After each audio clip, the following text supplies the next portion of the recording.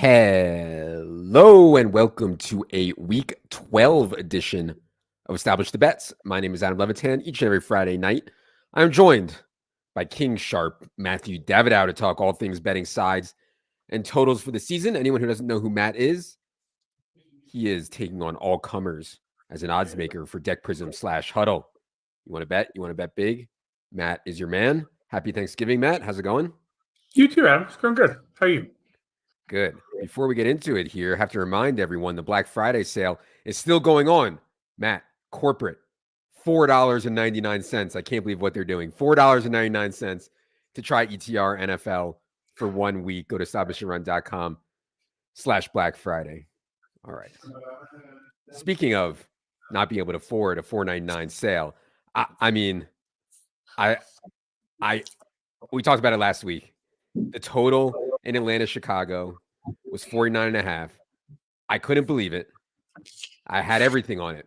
My car, my house, my life, my kidneys, my organs, and lands on 51. I had under 49.5. It lands on 51, 27-24 game. That included a Cordero Patterson 103-yard kickoff return. This game featured 74 runs and 41 passes. 74 runs and 41 passes goes over, I think, in large part due to a fluky 103-yard kickoff return by Cordero Patterson. In hindsight, Matt, would you have hung the line again, 49.5 in Bears Falcons, or was I right? Well, I mean, you were obviously right in that it closed more like 47.5, 48. So, but it's hard to win an under when you get a kickoff return touchdown. It really is. Margins are very thin. So brutal. Speaking of thin, I don't know if you watched the games yesterday during Thanksgiving. The Giants backdoored the Cowboys really hard on a meaningless last-second touchdown. Was that a big swing? And I don't know. That's not even like a bad beat. There's so many worse beats. But it was like the last play of the game to backdoor it. Any thoughts on the whole idea of bad beats and backdooring and garbage time and stuff like that? As far as I'm concerned, Adam, a bad beat is a beat that happens to somebody else. If I win, that's a good beat, and if I lose, that's a bad beat. And I don't think it really gets any more complicated than that. Anything notable from the Thanksgiving games in your mind? Was there anything to take away from a betting perspective or anything like that from where the money was or where it went or anything like that from the Thanksgiving games? I don't have anything interesting to say. Was there let me ask you this. Is there a bigger handle than usual on Thanksgiving? Thanksgiving's tremendous. Always been my favorite day of the year. The markets are great. Everybody bets. So, although it was a little interesting, I was surprised at the lack of action in the first half of the Buffalo game yesterday. I told the Deck Prism guy that was trading the game with me, I'm like, hey, you've never seen everybody bets the early Thanksgiving game in particular because no one's eating dinner yet. And then there really wasn't a lot of action either because the line was near the pregame line, those timeouts, or for whatever other reason. I don't know, but I was surprised by the lack of action yesterday. But yeah, Thanksgiving's huge. Yeah, Matt's talking about live betting, by the way. For the guys who don't know, Matt and his team specialize a lot in in-game betting. Every time there's a timeout, you can make a bet. What a world. All right, let's get to this week. Enough's enough. Titans-Bengals is interesting to me. It feels like, and I don't think the Titans are very good, man. I really don't. But they consistently shove it down my throat, and I look like an idiot for saying the Titans aren't very good. They're 8-2 against the spread in 2022. Mike Vrabel, you can say what you want. I think he's done a great job. It's a little bit disrespectful to me that the market has Bengals favored on the road here, 2.5. What do you think about the idea that maybe the market's not baking in the job Vrabel's doing enough? And what do you think about this line? I mean, I completely agree about Vrabel. And the Tennessee team's been doing this for years. Remember the playoff run a couple of years ago when they almost beat Kansas City. They were up 3 scores in that game, if I remember right, to go to the Super Bowl and didn't close it out. But yeah, I think Vrabel's teams outperform every year. But it's only been a few years. A few years is not a lot of years. These sample sizes are really, really, really short. I remember when everybody was talking about how Harbaugh was the best coach ever. He won a few games at Stanford. He won a few games at the 49ers. And how good you are as a coach is largely dependent on how good your players are. Sure. But that's my point. The Titans don't even have that many good players. Mm-hmm. I'm saying the sample size is short. Yeah, they've outperformed their talent by a lot. And credit to Vrabel, who said not give him credit. But it's also possible it's just noise. Yeah. Where's the money at in this game? If you've seen two-way or Two-way. Cincinnati's a really good football team. They have a top 5 quarterback, great coaching, maybe 2 top 10 receivers, I think, easily. And that's they're all of a sudden they're pass blocking. I think Cincinnati's a nice Super Bowl dark horse. Defense is playing out. They're great defensive coaching. They've outperformed in even play by play, not just on the scoreboard, year after year since I don't want to butcher his name. Amarulo, whatever his name is, he's done a fantastic job. They get pass rush. They've used a smorgasbord of defensive backs over the last couple of years, and just put up good numbers, play by play, game by game. So I'm a big Bengal believer in general, and I think this line's fair, if not a touch short, assuming Chase is playing, and I think he's supposed to. Yeah, so I was going to ask that. Chase is questionable right now. I actually think it's like a true 50-50 situation right now with Jamarr Chase. I'm trying to find out more info. Do you think it'll move the line, I guess? A couple days ago, a Bengal said something along the lines of, he's playing. This is the week he's back. Again, a player, like, out of context said that. Burrow said it, yeah. Okay. Since then, I think they kind of backed off that a little bit. Correct. But my guess is the player knows what he's talking about, and everything else is posturing. Yeah. Do you think Jamarr Chase matters to the line? I think he matters on the field. Does he actually matter in the market? Probably. Yeah. You know what he does? He does. Easily a couple percent. Okay. Let's go to a couple big spreads here this week. We have the Miami Dolphins coming out of their bye as a 14-point home favorite. They have made a quarterback change here in Houston. It can't get much worse than the way Davis Mills was playing. That's for sure. Certainly a good spot for Miami. 14 points is a massive number in the NFL. Have you seen any? I mean, I can't imagine any Texans money coming in, maybe from professionals. I don't know. Have you seen any Texans money? What do you think about this game? In general, other than professionals, you don't see any money till Sunday. So thus far, no one's been on the Texans, but I would imagine there's a couple groups that bet them every week, and that's with Davis Mills. I think Kyle Allen's a clear upgrade from Mills. Mills is pretty bad. Do you think the market thinks it's a clear upgrade from Mills to Allen? I would guess most people think that Allen is. When I say clear, I mean they're close. Allen's not any good either. Right. Allen's going to turn the ball over more, but he'll also convert more third downs. Yeah. Mills does not get off his first read on third down. It doesn't work in the NFL. The other big line this week is this Kansas City game. I mean, what a mess the Rams are. I mean, Rams go from Super Bowl champs to one of the worst teams in the entire NFL. Chiefs checking in as a 15.5-point, 16-point favorite here. You don't see lines like 16 points plus in the NFL that much. Do you have any read on this game? Sometimes a lot of this stuff comes down to, do the Chiefs want to keep their foot on the gas with a 14, 21, 28-point lead in the second half? And also, any thoughts on Bryce Perkins and John Wolford? I don't think we know yet who's starting this game. I think Wolford's hurt and Perkins is supposed to start. But Wolford was off the injury report, and they haven't announced the starter yet, so we'll see. I mean, definitely the Rams have a better chance with Wolford. I mean, Perkins is not. But this is what happens when you trade all of your draft picks for players you end up with. I mean, I think at one point, I don't know who's starting this week. At one point, they had 2 undrafted free agents starting the offensive line. Now they're about to start an undrafted free agent quarterback. You end up with no depth. You get a couple of injuries, and with the going into the season, their offensive line was not good, and they lost, I think, their 2 best players for the year. This, if you can call them that, on the offensive line. This is what happens. They're thin on defense. They're thin on offense. They haven't had a draft pick in a few years. Don't have one in another few years. I'm guessing all these guys are going to retire, and the Rams are going to be pretty bad for a bit. We haven't talked about teasers on here all year, which is probably my mistake, because I think a lot of casual people out there like to bet them. And I'm sure a really popular teaser this week will be 2 of the biggest favorites, i.e. Dolphins and Chiefs teaser. I always assumed that teasers were just for fish, and I never bet them. But I never really thought about why. I just I'm not going to bet these teasers. That's what all the fish do. Is that true? What do you think about teasers? Yeah, generally? teasers are. It's basically a carnival game, and like all the carnival games, you got to put enough hold in so that the guy can't come and hit your balloons with the darts and take all your stuffed animals home. And that's why the future is going to be just parlay and alts. Like like the Deck Prism product, our teaser product is you could literally parlay any alternate line. We have every line you could possibly imagine, up as a two-way. So you can parlay, one team plus 16. You can please another team 7 points the other way. And it's in my mind, a great product because the average bettor, the guy who just wants to pick his teams, take his points, and get his bet, is always getting a better price. So it's holding a lot less, more reasonable amount from the recreational bettor, and then it doesn't have the problem of, oh well, if you leave a hole in this like fixed point thing, some sharp or pseudo professional who can actually do math is going to come in and say, oh well, wait a second, this 6 points and this 6 points, so minus 110 or minus 120 is a good bet, which leaves the operators with no choice either but to limit the player or not offer the product. Right.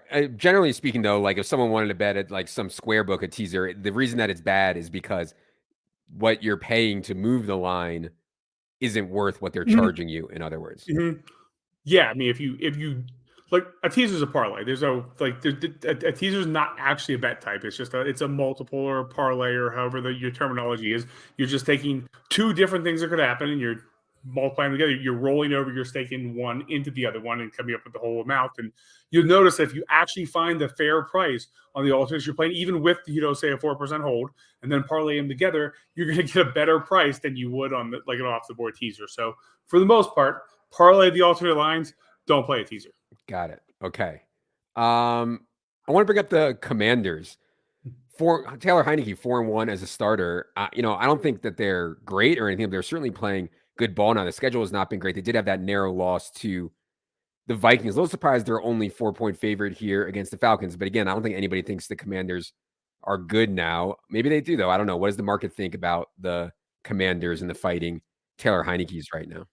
Yeah, I think you're right. No one thinks that the Commanders are good, but it's certainly a little bit better than the Falcons, which people think are a little bit worse.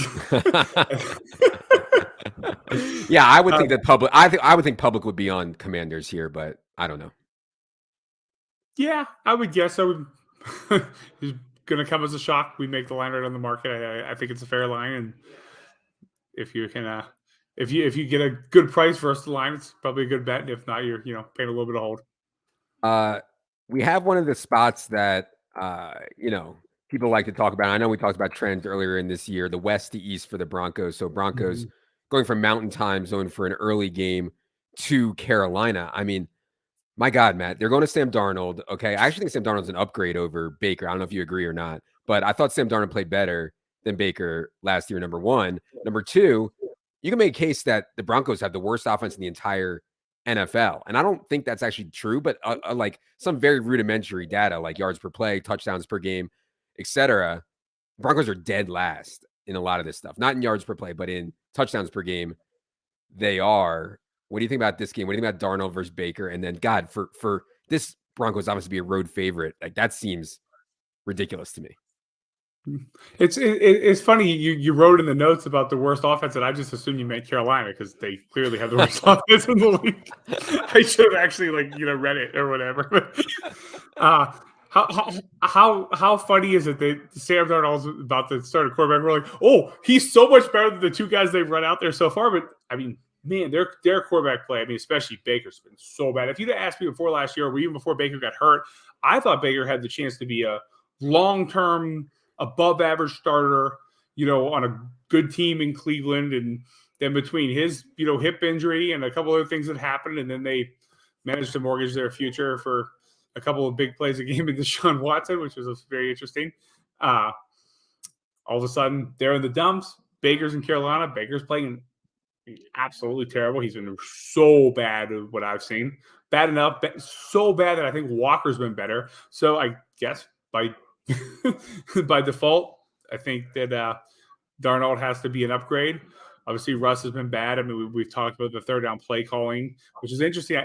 I didn't get a chance to go back through the third downs from last week because we talked about the third down play calling. And, of course, Hackett didn't call the plays last week. He had the offensive coordinator, for his name, call the plays, and guess it was better. Yeah, a couple third downs I remember. Yeah, Clint Kubiak. Yeah, Clint Kubiak, right. A couple of the third downs I remember were still, 3rd and 2, and there's a shotgun, flat slant on each side, and just completely unimaginative like might as well be 3rd and 5. Like, just turn your 3rd and 1 into a 3rd and 5. Like the overtime play against the Colts, they had 4th and half a yard, and they turned it into what may as well have been 4th and goal. Yeah. Maybe like the fake sharp in me thinks that Carolina is like definitely going to win the game, but I get into a lot of these like short home favorites a lot, and obviously there's nothing like really meaningful there in the data. I think the market has adjusted to the west to east stuff, and that's all baked in now correctly. Would you agree? Yeah, and this is only 2 hours too. It's not 3 hours. So yeah, it's basically what 11 a.m. Denver time. I don't think it's. I think there's a decent circadian difference between 10 a.m. and 11 a.m. Is there any sharp money on Carolina? I'm just asking to try to convince myself that Carolina is actually the sharp side. I mean, there hasn't been any money on either side of this game, really.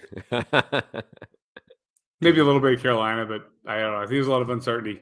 Honestly, I do think, though, that with the Thanksgiving stuff, like I was so focused on the Thanksgiving slate, I didn't even think about main slate until like last night after all the games were wrapped up. I feel like maybe the market is like that as well. Do you think the Sunday action has been slower this week because of all the Thanksgiving stuff?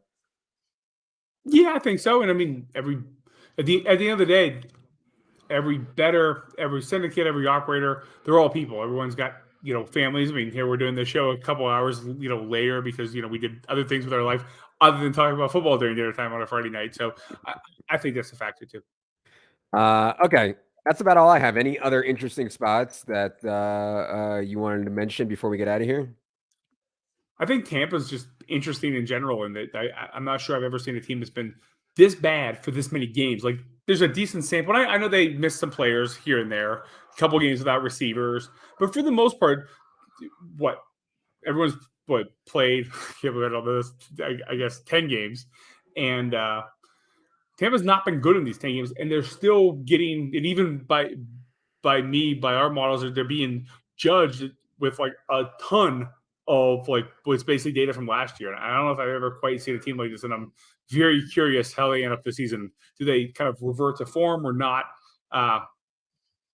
Another maybe interesting to me from yesterday. We talked about yesterday, New England and Minnesota. New England in particular has been this team that nobody's been able to do anything against this defense. And it's like, okay, are they running good? The other teams play bad. And to me, it was a good reminder that defense is a whole lot about how the offense is playing against you. Oh, yeah. Minnesota obviously went more or less up and down the field last night. Justin Jefferson was a complete machine. And it was a reminder that, when Zach Wilson is throwing the ball at everyone's feet and not throwing it to the open guys, before that, or Erlinger, you can look pretty good on defense. But at the end of the day, the offense is, what football's about. I mean, it's very clear in the data that defense is not sticky like year to year, definitely. I mean, way less sticky than offense. And even week to week, it's not nearly as sticky. I'm just on the Tampa stuff. I thought it was pretty standard in the industry to like have a certain date when your priors from last year. In other words, like how the data for that Tampa had last year starts to get mitigated less and less and less until it's completely gone. Are we not at the point yet where in your models last year data should be completely gone? We do everything subjective, like just depending on the players and whether or not how much has actually changed. And I feel like the market as a whole tends to have more of like a one size fits all. And that's what I was so interested in. With Tampa, again, we're deep in the season and they're still being lined very much like their last year's team. And I don't know how wrong that is. I'll make this line right on. And if you did nothing but look at this year though, and you mismatch all the teams' names or whatever, Cleveland would be like 2 here. Like Tampa's not been good. Cleveland would be favored if you didn't have last year's priors in, is what you're saying. Yeah, Tampa's not been good. Right. Especially on offense. Mm-hmm. And there's also going to be some weather in this game. I think nothing bad, but a little bit of wind and some rain up there in Cleveland too, which I don't think favors the Bucs, but yeah, we'll see. All right. That is going to do it for a Thanksgiving edition of Establish the Bets. We will not be here next week for the betting show. I have a wedding Friday night in New Jersey that I must be at. So you guys can be on your own for the bets. She's letting you get married again? We're renewing. I'm gonna have 2 wives now going forward. It's gonna be very expensive. I'm gonna have to start winning some of these over/under bets. That is gonna do it for this edition of Established the Bets. Appreciate you all being here. Don't forget about our sale once again. This expires on Monday. 1 week, $4.99 to try it. ETR NFL, 1 month, $39.99. For Matt, for producer Adam, I am Adam. Good luck, everybody.